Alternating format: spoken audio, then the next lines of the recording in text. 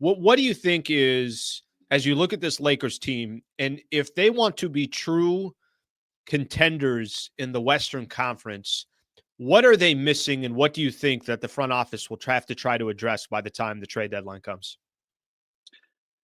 Yeah, well, what they're missing in the short term is they haven't been an elite defensive team, and that's something that JJ Redick addressed after the loss to the Nuggets. It's about trying to be more physical against teams.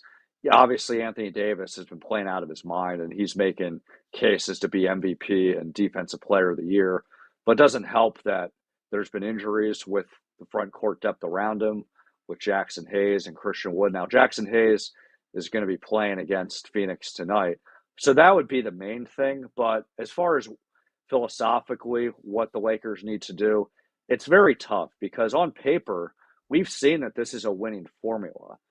LeBron James and Anthony Davis have been mostly healthy. They're playing at a dominant level. They're consistent.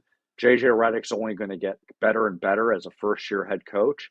And even though you don't know individually what you're going to get from the rest of the supporting cast, I think most cases than not, you're going to have enough of a supporting cast so that it's not just on LeBron and AD. But I think the tough thing that the Lakers are trying to process with is all these things can be subject to change. Obviously, LeBron's going to turn 40 December 30th, so there's always going to be questions on how long can he keep punching back against Father Time.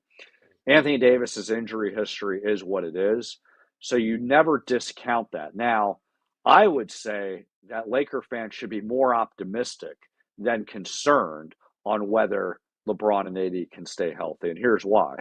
Even though it doesn't make sense and it's unprecedented, LeBron has shown us that we shouldn't think that he can't still play an elite level. Even if he's not the same athletic star that he was in his prime, he's still playing at an elite level. Anthony Davis, yeah, you can't discount the injury history, but in fairness to him, he hasn't had a major injury since January of 2023. So I trust that, he won't play all 82 games, but he's going to be more available. But you do always have to keep that in mind that that's not a guarantee. And then I think as far as the roster depth, the Lakers are going to be opportunistic at the trade deadline because they are in win now mode, but it's going to be about not necessarily protecting draft picks just for the sake of it, but is this move significantly thrust us into the championship contending status more than what they already have? And that's the calculus that they have to weigh. And so when I look at the Lakers right now, it's fitting where they are. They're fourth. I think that their most likely scenario is they make the playoffs without, having to go through the play-in tournament. But it's going to be tough to get past the second round. But I think in fairness, as constructed right now, you can put them in the conversation to win a championship. It's just not the same type of conversation that we would have, during LeBron and AD's first year together in 2019-20. Okay, quick on the Western Conference here, and then a couple questions in the East. So in the West, let's take Lakers out of the mix here. And when the dust settles, what are the three teams in the Western Conference that you think will be the elite of the elite? And I'm asking that question because I know that right now you might have some guys that are out or some injuries or guys that are just coming back. The way certain teams treat the regular season will be different once come playoff time.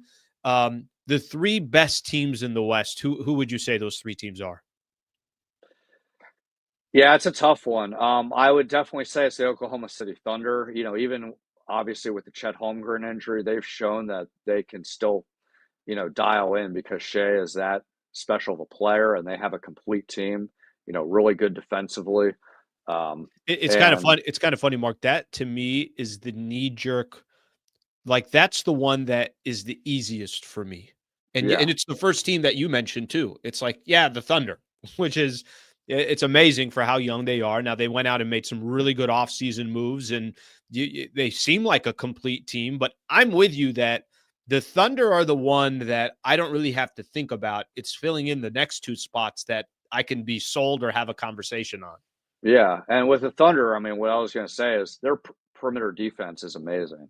Laker fans obviously know how great Alex Caruso is. Lou Dort's a great defender. Jalen Williams is a great Hmm. defender. They're very well coached.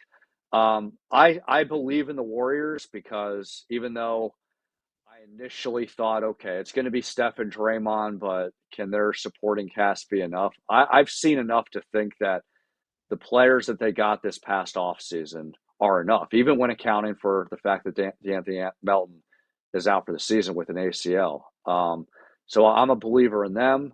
And I think everything else is up for grabs. I think you can make the case the Lakers are the third best team in the league or the fourth. I think everything, though, when you're looking from 3 to 10 and even 3 to 12, when you're looking at Rockets, Lakers, Grizzlies, Clippers, Suns, Nuggets, Mavericks, Spurs, Wolves, Kings, all those teams are fluid. Um, but if I had to pick a third,